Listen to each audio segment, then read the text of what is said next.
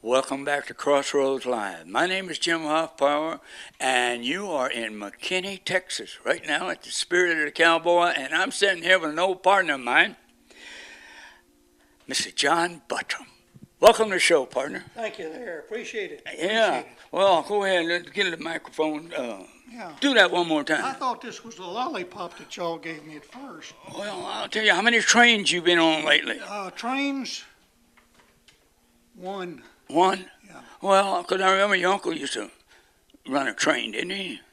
In a TV show. No. Didn't he? No. What show was it? Green Acres. What did he do on Green Acres? Mr. Haney. He was Mr. Haney on Green Acres. Yeah, and what was his job? He was the salesman. The salesman. Yeah. In fact, if your name was Douglas, we'd have a good deal for you. Really? Yeah. Why Douglas? Well, that was the name of the guy he was selling stuff to on Oh, Green Acres. okay, yeah. Well, you can tell he's seen the show. Well, you know? yeah, well, the thing about it, yeah. Mm-hmm. And Petticoat Junction wasn't one of my favorites either. Oh, that was a good show, too. A lot of people like it, you know. And I'm a cowboy fan, you know. Yeah. I love westerns and stuff. Tell me a little bit about your uncle. Let's talk about him for a little bit. Right. And let me ask you a question. Do you know, a little trivia for you, do you know the first movie that Pat Buttram was in with Gerald Autry? Good question. Wait a minute now. It was in 1948, a Right. color movie, Right? and my mind went blank. Explain. Yeah, Well, you want some help? yeah, help me out there. The Strawberry Strawberry Roan. Yes. And he didn't play his normal That's right, character. that's right. That was He played just a character. That was the first one he was in, the first movie with Gene he was Yeah, in. right, yeah.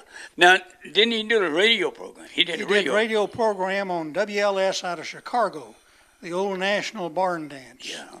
And he did that from 1933 to 45. Mm-hmm. And in fact, they made a movie called The National Barn Dance, not the one Gene had. Oh, But, yes, I remember, It yeah. was Paramount Pictures. They made that. Yeah. Well, I had interviewed Maxine Hansen, who we Yes. both know, and also Gerald. that you Gerald know. Autry. Gerald Autry. Well, Maxine told me about Gene and Pat. She said they were closer than brothers. That's true. And she said that Gene would come in and say, "Have you heard from Pat?" Or Pat would come in and say, "Have you heard from Gene?" Yeah. And, you know, and they were just like that. They were always together, Yeah, you know. that's right. And so, to me, that was a great relationship between those two guys, Yeah. you know.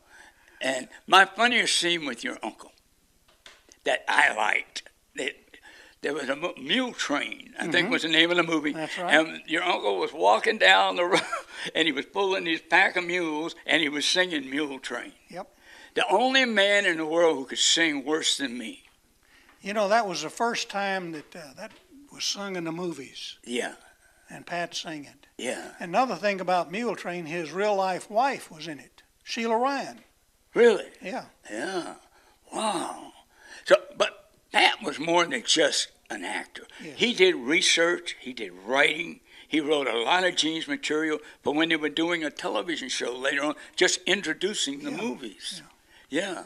And he did a lot of roast and after-dinner speeches. Yeah. He was very well known for that out there. Yeah. Yeah. He said people ought to ask him for his autograph. Nobody needs to ask Gene. I mean, Gene signs too many anyway. You know, and I love one joke that he told. I'm going to get you to tell some jokes by him. But the one thing he talked about was, he said that, how did he do that?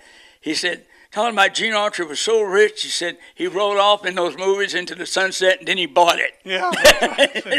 Said now he owns it. Now he owns it. Yeah, there you go. I'll tell you what, you were telling some of your uncle's jokes yesterday. Talk about that. Oh man, let me think. That was yesterday, and it's kind of hard to remember. You don't remember? Oh well, I remember what I had for lunch, but that's about it. Yeah, that you would have what I call pronouncements, and I know one of them was that teenage boys, they enjoyed being teenagers so much that they couldn't wait. Enjoyed boyhood, they couldn't wait for adultery. Right. Yeah, there you go. That was one of Pat's jokes. Yeah. But I try to dig up all of Pat's material and still use that to keep it alive. Yeah. Well, it's good because, I'll tell you what I did a couple of years ago. I want to share an experience with you. A couple of years ago, out in Allen, Texas, and they had Cheryl Rogers was here, and her husband, but they were here last year, so we got to have them on the show. And so, anyway, a couple of years ago, what I observed sitting in the audience, they played a Red Ryder and a Little Beaver movie, one with our friend Don. Yes, Don. Right. Knows. And so they played the movie, and I observed the audience. And I feel in my heart that the public longs for that again. They long to see that. Yeah. Well, a movie with a moral story to it, where the good guy is a good guy and the bad guy is a bad guy. That's right. You mentioned Don Reynolds. He was in a Gene Autry movie. Yes, he was. The Last Roundup or something? No, it was Purple Hills. Oh, was it? Yeah. Okay. Or Purple Hills of Utah, or Hills of Utah. That was right. Hills of Utah. Yeah. Well, Don was a good little actor. Sure was. And he was great with them horses. Oh, and I loved him. But the thing about it is, he and I didn't talk about this, but we knew this. Your uncle and I were in the same movie. Oh. Although we had no scenes together. Corky. Okay, yeah. With Robert Blake. Uh-huh. And Christopher Connolly was also in that movie. And I'd see Pat on this location, in Arlington is where we were, and I'd see him, but I never really got to meet him because we never worked together, Yeah. But he'd be walking by and we'd go, "There's Pat Buttram." But nobody, we didn't really get to meet him, but. I know they did a movie out in Dallas with Hank Williams Jr. years ago, and Pat was out there, and we went out to see him, and so we were walking around, and this guy came up, and he says, "How about signing this for me?" And he pulled out a pouch of beech nut gum, and or beech nut chewing tobacco. And Pat said, "Sure, I'll sign it." And I said, "Pat, you ought to charge him a chaw, But anyway, the one thing I wanted to talk to you about was that how did you get started emceeing? I know you're emceeing shows now, and how did all that start for you? Les Gillum was up in Gene Autry, Oklahoma in 1998, and he got me on stage, and of course, Gene Autry, Oklahoma is a little place if you hadn't been there. I've been there once, yeah. And I remember one of the jokes I told, and Pat used to tell something like this. I'd said, the people in Gene Autry, Oklahoma are some of the smartest folks in the whole state. They're a whole lot smarter than the people up in Oklahoma City. Everybody in Gene Autry knows where Oklahoma City is. I love it. Yeah. I love it.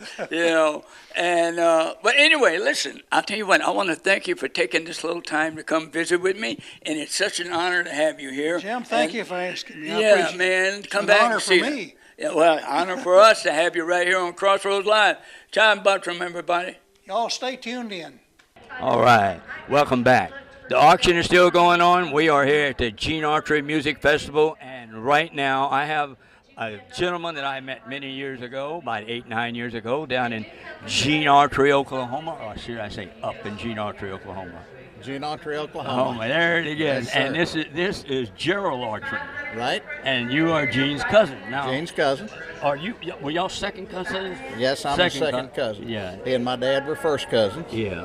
And both of them born at Tioga, Texas, on their grandfather's farm, Really. and raised there, a little place called Indian Creek. Right. Yeah. And now, so tell me about the family, because I have a friend of mine. Her name is Shirley Autry. You know who I'm talking about? She is now Shirley Autry Rogers. And she sent me a bunch of photographs of a family reunion with Gene Autry was there. It was way after he became Gene Autry, if you know what I mean. Okay. And, She's probably a cousin. A cousin. There's many cousins around, Yeah. we found out. Yeah, well, what was funny, to me, this is funny, is that when she pulled up where I was, I said, and she gave me her name, and I said, and she said, well, my name is Shirley Rogers, and I said, oh, are you related to Roy? No. And she said, no, but I'm related to Gene. I thought she was kidding, and it turned out she was Gene's cousin, Well, his second cousin. right. What do you need to know about his family? Well, What I'd can I just tell like you? to know about the family. How are they musically, or?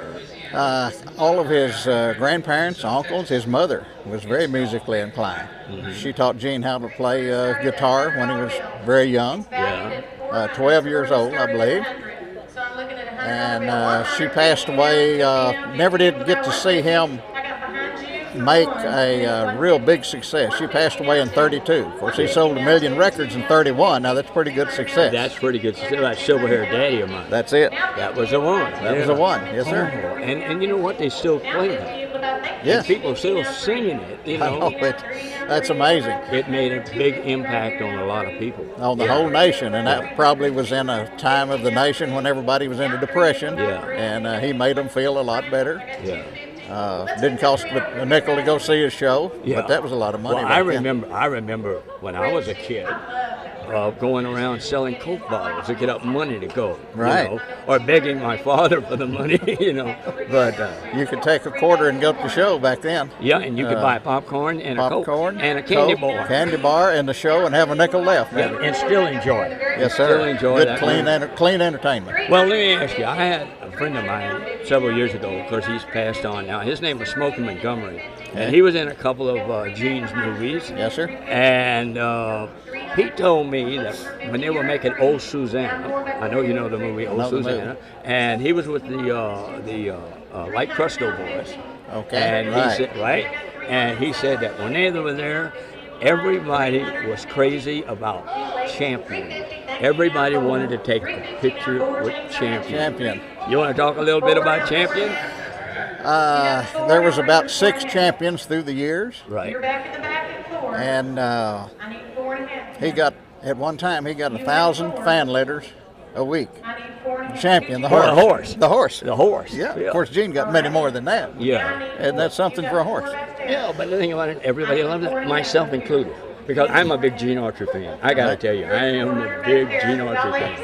And, but that horse, now let me ask you, here's a question I wanted to ask you about the horse. I love horses. Okay. I have 2 of my own. And do you think he had a favorite one of those horses? Which one might have been the favorite, or which one did he like better? Or? He had a young horse he called Champion Junior, Right. that he took out on the road with him. I think he liked that. All of these horses were trained to do something different. Yeah. Some of them are movie horses, and Yeah. you've seen him on the live stage run through a wall of fire or a Right. brick wall, just bust through it. That was a different That had champion. to be a special horse, because you try that on any other horse and he's going to dump you right there. Well, I have an Appaloosa who'll do that. Do that. Yes, But sir. she's not supposed to be doing it. And no, because I heard stories about Gene where he, when he was traveling, when he didn't fly to where he was going, he would sleep in the back with the horses, in the trailer with the horses. I read that. That's possible. We had a cousin who drove the truck that hauled the horse, the sound equipment, and the lights. Really? And in the front of it, it had a little, you wouldn't call it a living area. You would now. Yeah. Back then, maybe a cot or a bunk Yeah, or something, yeah. he would stay with him. Yeah. He sure would. He loved those horses. And I He mean, sure did. You know, and because I have my favorite one. You know, I have a favorite champion I thought was the prettiest one. I guess it's okay to tell this, but I like that one when he came back from the military, when he got back from the Army, and the champion that he had gotten, I believe they called him Champion Junior, it was the second champion. Okay. And I just thought that was the most beautiful animal. Nothing against the others. It was just my personal favorite. You know, if I was buying a horse, that would have been the one.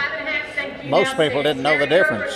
Some of them would have a wide blaze between their eyes, some narrow blaze. He had one that only had 3 white stockings. Yeah, that was the first one. And they sometimes would have to put a white sock on that so he would match the 4 white stockings of the other horses. Yes, sir. Oh, my goodness. Well, listen, I want to thank you for taking time out, Gerald, and it's such a pleasure seeing you again. Thank you. And thank you very much. Yes, sir. To you and the family and Thank you. everybody. We wish you well, and Thank you all for coming. Godspeed, man. Thank you. Godspeed to Thanks y'all. for taking time out. See you later down the road. All right, we'll be right back. Illegal file sharing and downloading may seem innocent, but the effects are devastating. To date, more than 70,000 jobs have been lost and thousands of industry-related businesses have closed their doors. This is damaging not just to artists and writers like myself. It affects the musicians, engineers, producers, and everyday people. So all work together to make the music you love. Please download and share music responsibly. To learn more, visit SaveTheMusicAmerica.org.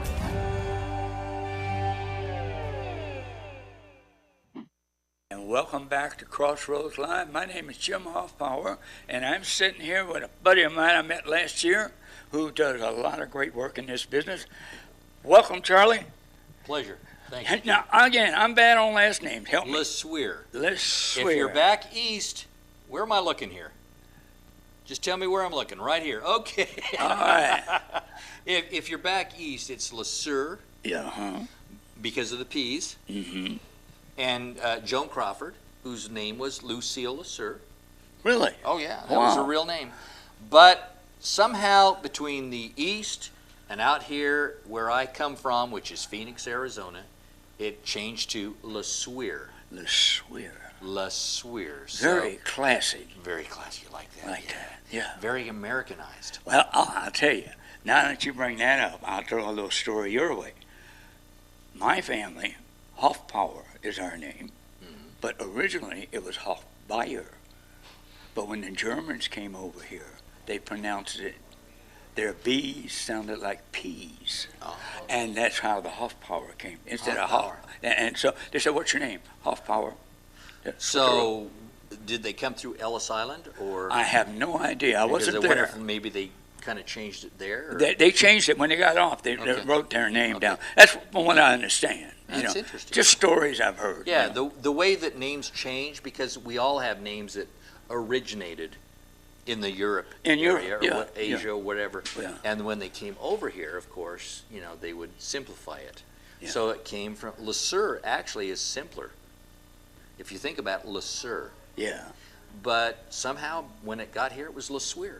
I want to thank you, before we get too far into this, for the little commercial you sent to us that we've been running on Crossroads Live. So if you think he looks familiar, this is where you know him from. Well, now, is it a video commercial? A video. I have no idea what you're talking about. It's a video where you come out and you're standing on a porch-like thing, and you're talking about the Hollywood Hills and your interviews with the Hollywood stars. I'm sorry, I have no idea. You haven't? I will tell you, I have no memory of that. You don't remember it? But the thing is, as you well know, you do so many things. Yeah. That some things you forget. So it was. I thought you were talking about the audio I did. I did a radio show. Oh. It was actually like just a filler. Yeah. If you don't know what a filler is, it's like basically like 60 seconds or whatever. It was like the rest of the story that was done. So I don't remember. Okay, I'll tell you what we'll do. When we put this show together, right after this interview, you will see that commercial, and they'll all come back to you. Yeah, because I seriously don't remember. But, you do so many things, as you know, that some things just slip by. So I have no idea what I was having a chit-chat the other day with a singer named Jimmy Clanton. I don't know if you know who that is. Jimmy Clanton, absolutely. Yes, and he was talking about 50s. Yeah, he put on the thing on Facebook. He put a song. He said he did not remember writing or recording. He said, but I like the song. Well, you know, and this is the nice thing in a way about the business is it means you're busy. Yeah. And if you're busy, there are certain things you're not going to remember. And I will tell you, I don't remember doing what you're talking about. Yeah, well, we'll be glad to show it to you. Okay. No, we have, and we also have, it takes me back. I told him about, I said, I'm sitting home like 30 years later from a film I worked in 30 years ago and completely forgot about. And I said, all of a sudden I start hearing dialogue and it starts sounding familiar. And then I look up and I said, who's that guy? It's you. And it's me. And Then I'm going, you wow. know, yeah, you know what I'm talking about. Yeah. There are certain things that you just, over time, it's not that you have memory loss or anything, it's just that you do a multitude of things and you forget some of the things you've done. Oh, well, I suffer That's from a good sometimes. thing. That's a good thing. You know, I suffer from sometimes. Sometimes. Okay. Yeah. Sometimes I Well, then remember, I must- sometimes I forget. then You know. I must do. Yeah. But I'd like to see that. You're Yeah, you're we gonna show will. it. You Okay. will see it. All right. And I wanted to ask, how did you get started in this? What year? What?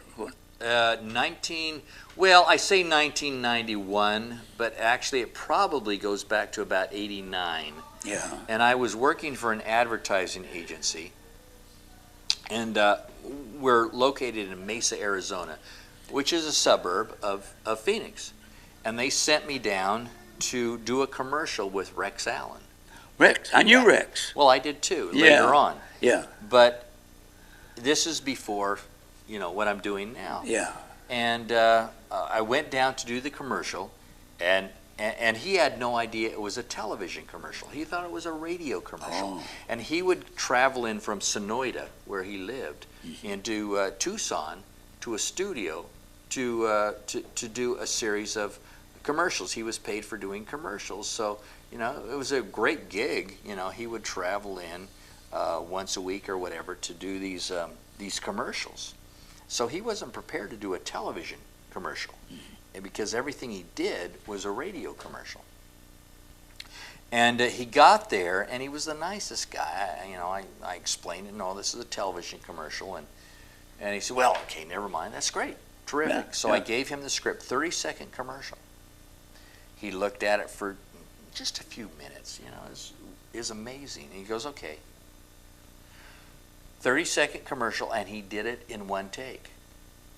Wow, that's Well, great. I didn't want to let him go. Now, keep in mind, I was not doing what I do now then. Yeah. And I said, I had him do it 2 or 3 more times because I didn't want to leave.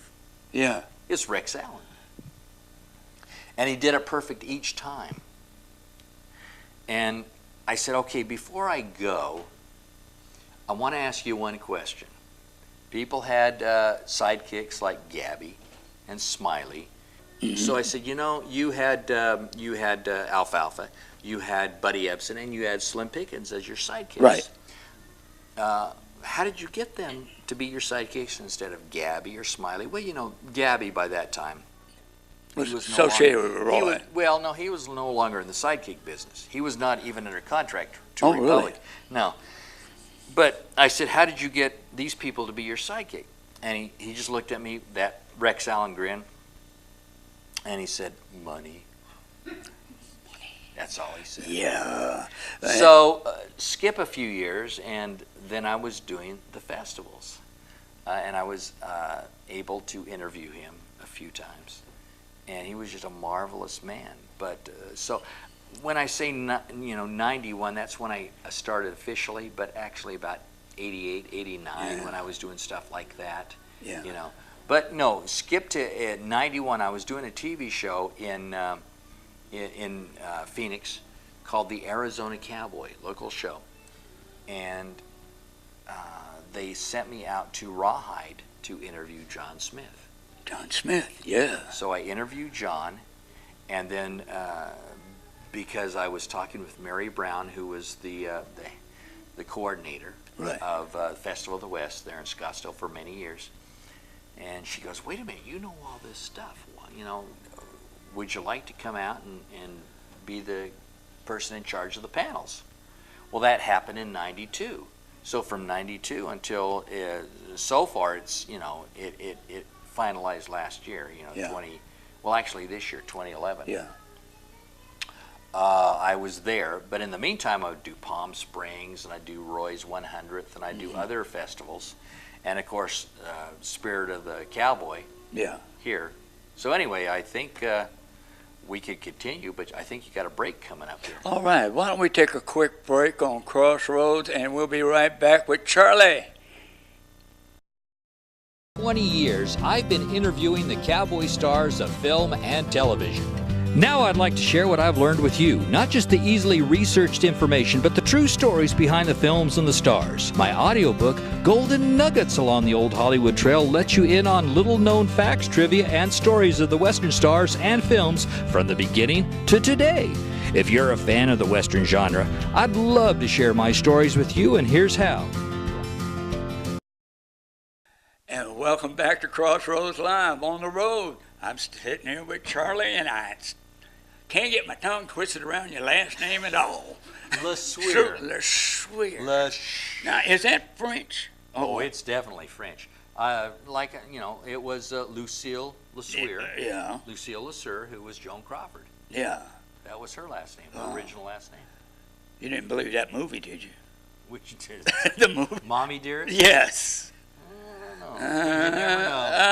You never know. I believe. You never know. You never know. Anyway, I had, you were talking about Rex Allen. I got a buddy of mine. I can almost bet you money. You know him, Don Edwards. Yeah. Okay. Don got to telling us about doing an album.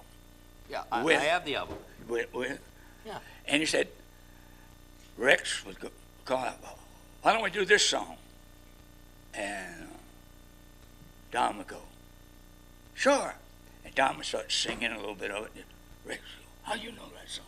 You don't realize Don, he ain't up that music. Mm-hmm. He knows it. Yeah, Rex was an interesting person. He had a great sly sense of humor. A woman stopped him once in an elevator and just looked up at him. Like she recognized him, Right. It was Rex Allen, and she just went on and on and on about how great he was and what a wonderful voice he had, and she ended it with, "You're just one of my favorites, Mr. Rogers." Mr. Rogers? Did you think he was Roy Rogers? Yeah. So he didn't say anything. She said, "Can I have your autograph?" So he said, "Why, sure." So he signed it. Roy. And he signed it and goes, "Thank you so much, but I'll never be the singer that Rex Allen is." I love it. He did have a sense of humor. Yeah. And I didn't know him well, but I knew him a little, But I'll tell you what, you get to meet someone like that, and he was always kind to me. And, very kind man. Yeah. I was working at the airport. I was security supervisor over the whole American Airlines. Mm-hmm. And he came in, and he was having trouble getting through the gate. He had what do you call that, gancho? A thing on your neck, And so he had that on. He couldn't get through. I walked over. I said, "Mr. Allen," this is the first time I met him. I said, "Mr. Allen, if you'll remove that from around your neck, I can get you in here." And ever since then, we became friends. Mm-hmm. And every time he'd fly in, he had my number there at the airport. He'd call me, and I would meet him with a card and take him to his plane. I have Rex Allen singing Led Zeppelin's "Stairway to Heaven." You got to be kidding me. No, I'm not kidding you. With that deep voice he was singing. I can't remember who gave it to me. It was one of the latter-day singing cowboys here that would sing, a lot of the stuff from the films. I can't remember his name. But anyway, yeah, he gave me the copy of Rex Allen singing "Stairway." It sounded like he was proud of that. Well, he could have been. Yeah, he could have been. Tex Ritter. Mm-hmm. Did you meet Tex? Never met Tex. To be honest, I was never a fan of his music. Never a fan of his music. Never a fan of his music. Well, his movies are interesting to watch, but Tex was an interesting subject in that he started out for a very small period of time with his own series of westerns, right, through 2 or 3 different companies, and then he eventually ended up with always a sidekick or somebody of equal value, like a Bob Baker. or of that ilk. So about halfway through his career, such as it was in film, he was no longer the draw. Yeah. And they would pair him with other characters. Yeah. Yeah. But I was never. I remember a film with him with Tex Williams. Seemed like a name, Tex Williams. Well, Tex Williams was kind of like a sidekick to Western heroes. He was like the singing sidekick. Yeah. Well, 'cause I remember a song he had called "Smoke, Smoke, Smoke That Cigarette." The interesting thing is I did an interview with. You'll remember Roberta Shore. Right. Roberta Shore, the Virginian.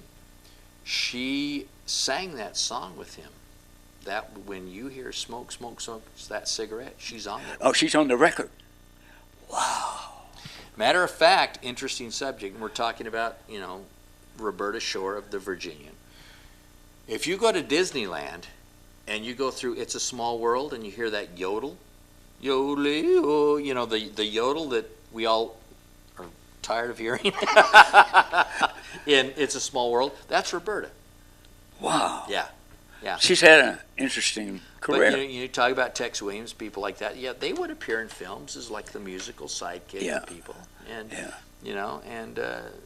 they had some great value to them. Yeah. Well, I just remember that. What I remember about seeing him in a couple of movies, westerns. And it seemed like I saw him with Tex Ritter. Well, Tex Williams also had some shorts that he put out, short westerns. When you had the double bills, you might have a short feature as well. And he did some short feature westerns. Well, let me impress. I want to impress you about a movie star that I met. Okay. That you're going to really be impressed with this. All right. Do you ever meet Francis the Talking Mule? Which one? I'm sure there was more than one. Well, I met the one that was supposed to be in the movies with Donald O'Connor, and to me, a mule is a mule. A mule's a mule. Okay, so you met Francis Talking Mule. Yeah, I met Francis Talking. Did he talk to you? Nobody counted. He counted. Huh? Yeah, but they did. They get up on the stage. Right? It's interesting with Francis the Talking Mule. People confuse him with Mr. Ed. Yeah. There was a trivia contest I was watching on TV one time, and they were asking somebody to call in and ask or answer the question, who was the voice of Mr. Ed? Mm-hmm. And somebody called up and said Chill Wills, and they won. And I was screaming at the TV set because Chill Wills was not the voice of Mr. Ed. Who was? Chill Wills was the voice of Francis the Talking Mule. Yeah, right. Alan Rocky Lane.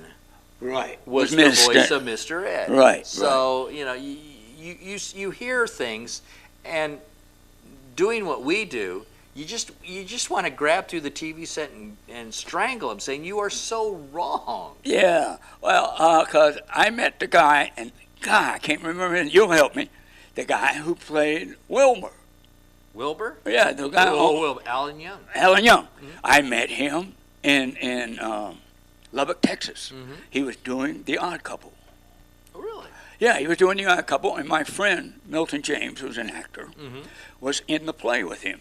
So my wife and I drove to Lubbock, the closing night. Alan Young, yeah. And so we got to go to the cast party, and he spent the whole evening with us. Yeah. See, it's those things that are so cool. Yeah. That are so great when. Because when they spend time with you, you learn things that you normally wouldn't learn with what we do. Like right now, we're talking about things that we can talk about on camera, but there's a lot of things we can't talk about on camera. Yeah, right, yeah. And so when they're off camera, you learn a lot of things you can't share with some people. Yeah, well... Oh, if I could write a book, but I won't. Yeah, but no, with him, he was so kind to us, and you think back on that. It's just like it happened yesterday. I'll never forget it, how nice he was to us. I think they're telling us to get out. Are you telling us to get out? Are you telling us to get out? We're going to leave town? Oh, my goodness.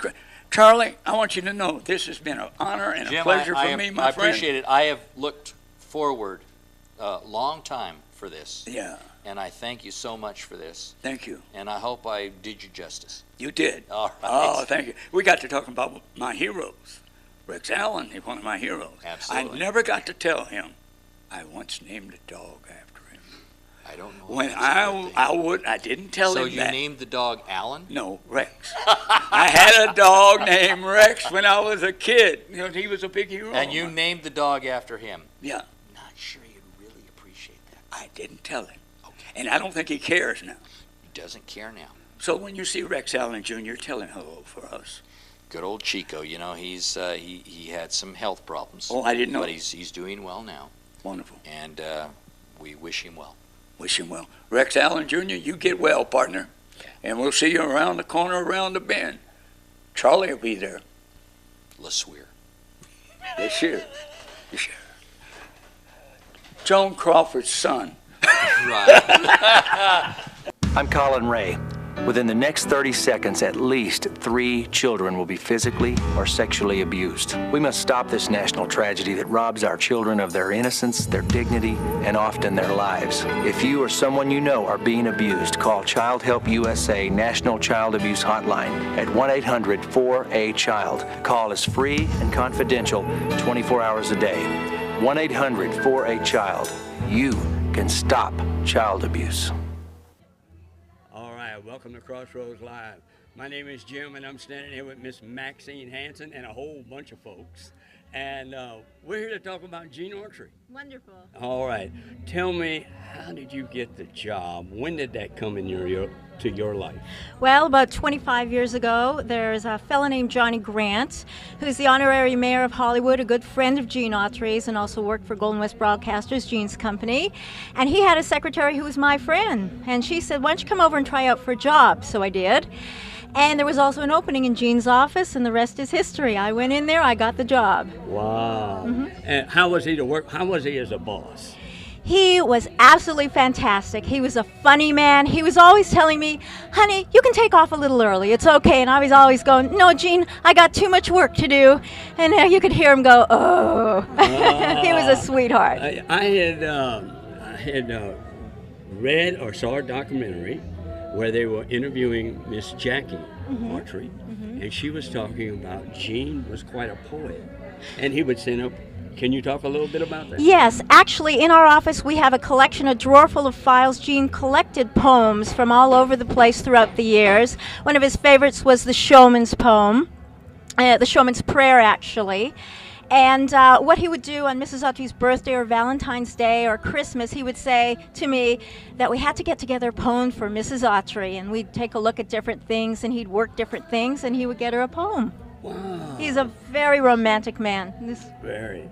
And well, what I wanted to know about was the autographs. I heard, was it you that he would sign the autograph and show it and ask you? I heard that he would, was it you? Yes. Okay, tell us about that. Well, when he did autographs, a lot of celebrities, they just sign autographs and that's the end of it. He would go, now, where should I put this so that, you know, the fella can see it and make sure? Or he'd go, you know, honey, that picture's a little dark. Maybe we should get one with a light sky so he could write in the sky. And then we signed hundreds of posters. I'd sit with him, and he'd go, I'm just not sure my signature's okay. Do you think it looks okay? I mean, he was very, very conscientious. Yeah. Well, he wanted to please his public. That's exactly right, he did. And he just, well, he did. Of course, I'm one of them to stand here and tell you, I'm a bona fide Gene Autry fan. I have been my entire life. And I've always admired his code of ethics. Talk a little bit about that code. Well, the code of 10, and it's very basic stuff, you know. A cowboy tells the truth. He doesn't lie. He doesn't shoot first. He is religiously, racially tolerant. He cares for his fellow man. He's a patriot, American patriot. And they're just basic tenets that anybody can follow. And actually today we have a policy with the Cowboy Code that we will give it to charitable concerns and let them use it. They're sharing it with children. A lot of children love to read that code. As a matter of fact, there is a gentleman in the military who passes it out to his men. He's stationed overseas and passes it out to the community in which he is stationed because it's a code that everybody can follow. Yeah, because I remember one of them never pick on a smaller man. That's exactly right. Yeah, I remember that. And my problem is they're always bigger. I don't know why. But anyway, we both talk because I've done a lot of films, and I usually wind up the guy getting beat up. So there you are. But didn't I? She saw my last movie, and I got beat up in the last movie. So anyway, but Gene Autry, what, 91 films? Was it 91 or? Actually, we call it 91. He actually made a couple of others too, but the ones he starred in, is Gene Autry, 91. Now I want you to settle the rumor. The rumor. Here it goes. You ready for this? Is it the kiss? No. Oh. No, he never kissed his horse, right? All right. I know that. I know about that. I know how horses are. I have 2 of them. Oh, good. And no, the rumor. Okay. That, they had that publicity about Gene and Roy refute. Come on, tell the truth now. Honestly, the truth was they were friends, and the rivalry was created by the movie studio. What had happened was Roy Rogers was in one of Gene's films when Roy was first getting started. I believe he was billed as Leonard Sly. I would have to check that out. But it was a wonderful part for him. And later on, when World War II broke out, Gene wanted to enlist. Well, what happened was his boss said, well, don't worry about it. You don't have to. And Gene said, well, you don't understand. I'm going to. I want to. It's my duty. So his boss said, well, then that's fine. We'll just have Roy Rogers take your place, and we'll make him famous, and that's the end of you. Well, it wasn't the end of Gene Autry, and it was the beginning of Roy Rogers, and it was the beginning of a beautiful friendship for them both. And in fact, just a few months before Roy passed away, he and Gene were in correspondence, and they stayed. They would meet at events. Roy had been up in the Angel Suite, Mr. Autry owned the Angel. So it was a good friendship, and anything else was in the movie magazines. So that's for all those people that really thought they were enemies. They were not. But anyway, no, it's great that you settle that for us out here in Texas, But anyway, Texas, Gene's home. Yes. But now, did he grow up in Oklahoma? Now, when did he move to Oklahoma? Well, we have been tracing it for a biography. He was born in Indian Creek, which is just outside of Tioga. And his doctor, Dr. Ledbetter, was from Tioga. And that's the doctor who brought him into the world. So he had very strong ties with Tioga. His family lived in the same area of Indian Creek and such. When he was about 5, he was singing at the Indian Creek Church. And shortly after that, I think 1913, his granddad passed away along in there, and the family moved to Oklahoma. However, Gene did come back to Tioga. He attended Tioga High School. He worked, of course, on the railroad here, and many of the old-timers in Tioga do have stories of hearing him sing at school and hearing him sing, in fact, all over town. He worked in Sam Anderson's shop, barber shop. He shined shoes, so he has a lot of close ties with Tioga. Yeah. I heard that he used to play the guitar in front of the movie theater to make money to go in and see Tom Mix. Now, I don't know if that's true, but that's what I heard. Well, can't verify that, but we have verified some things. In Oklahoma, he worked as a projectionist for I think it was a Dark Feather movie theater. He did love the movies, and music, first and foremost, was his love, and all throughout his life, he loved music. Well, I'll tell you what. Of course, he recorded one of my favorite songs, how could I tell you? Rudolph the Red-Nosed Reindeer. Yes. And that was, one of my favorite songs. I love it. I love it. Do you know the story behind Rudolph? Yeah, I know it. I'm going to let you tell it. Well, first of all, Rudolph was almost named Rollo. A little bit of history here.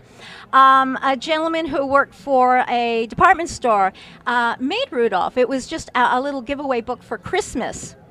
And it became immensely popular, and a friend of this man's, Johnny Marks, wrote the music for Rudolph. And he was shopping around trying to get somebody to record it, and he came upon Gene, said this would be perfect, and Mr. Autry went, I don't know about this. However, as you know, behind every wonderful man is a great woman, and his wife said, this is good because it's like the ugly duckling. It's an underdog, you see, or in this case, an under reindeer.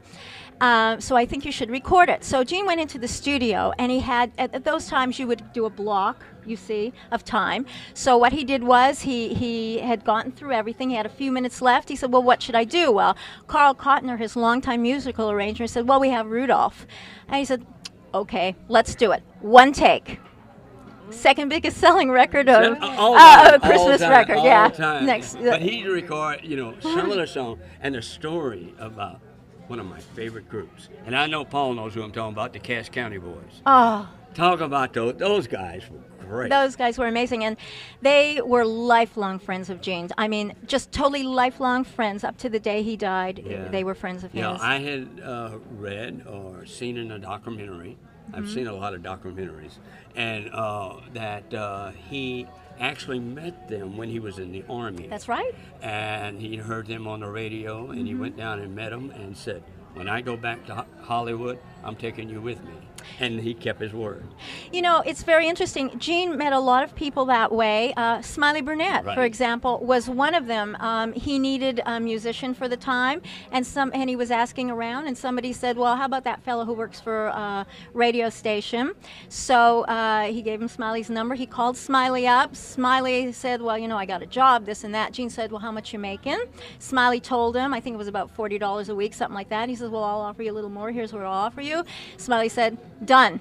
And they met each other at they met each other at a drugstore, and because the fellow said, don't you think you ought to check him out, and this and that. So and of course they formed a lifelong partnership too until Smiley passed away. Yeah, he had Smiley Burnett was so funny. Yes, he was. Just so funny. And you can see in some of his movies when I'm trying to think back to one. There's a scene where they walk in, and there's a bat scene when they're walking in. I know you know what I'm talking about. The bat scene, and Smiley is doing his thing, and you can almost see Gene just cracking up. Well, there were two sidekicks, Smiley and Pat, and they both had this ability to crack up Gene Autry. He had a tremendous sense of humor, and I mean, you can see it in the movies if you know and you understand. You can see him just trying not to crack up with some of the stuff that Smiley does, and also Pat too. Yeah, Pat was so funny. Well, Pat was like Gene's brother. They were beyond brothers. They were very close. In fact, every day, one or the other would call the office. Pat would go, is Gene there? Or Gene would say, well, have you heard from Patrick? They always either had breakfast or lunch together. They were tremendously close. Yeah, tremendously. That is really good to hear. Because so many actors don't get along. No, this went far beyond friendship. They were just very close. Brothers. Yes, like brothers. Wow. Yeah. Because I'm thinking about Pat Buttram in one scene where he's singing that song about the old. I can't remember the name of the song now, but anyway, he's got a mule behind him, Mule Train, and he's singing the song in the movie, and he sings about as well as I do. Which you got the idea. Which is part of the humor. Yeah, right. Yeah. But he was a very funny man in his own right, a great humanitarian, Pat Buttram, and actually had a very serious side. He had a very, very serious side, but he just couldn't help. He'd get in there. Yeah. I used to count it. I used to sort of keep score if I could make both those men laugh. If I could make Pat and I could make Gene laugh in a day, I thought, this is pretty good. I like this. I can make it made your day, right? Yeah. So, and must have been great for you getting up every day, going to work. It was. The envy of the rest of us. It was. These 25 years have been a most tremendous adventure for me. The people I've met, working with Gene and seeing how he interacted and the love he had for people and the interest he had for people and the wonderful products that he created. You couldn't ask. It's been a dream job. Yeah. I love the story that Monty Hale told. He told a story. He said that Gene Autry was appearing at a movie theater, and they had a poster of him outside. And this little kid, and Gene got there, and the little kid walked up to Gene and said, Mr. Autry, you are Mr. Autry? He said, yes. He said, you sure do resemble yourself. I love that story. I know. Monty Hale's another wonderful fella, and he is still around and going strong, and was also a very, very good friend of Gene's. Well, Monty Hale was in one of my favorite all-time movies, Giant. Yes, he was. Yeah, That's right. And he was in Giant, which is one of my favorite films of all time. That's exactly right. And I've seen him on interviews, and I've always admired him too, you know. And there was another fella that told me that he and Gene were very good friends. And his name was Rex Allen, and I got to meet and become friends with, and he had a lot of great things to say about Gene Autry, you know. And well, I'll tell you a secret about Monty Hale that not many people know. oh, I'm all ears. Monty Hale helped me get my job with Gene Autry, in a way. I'll tell you what happened. You see, when I started out in the office, I was Mr. Autry's assistant's assistant. And then she had passed away, and she was with him a long time.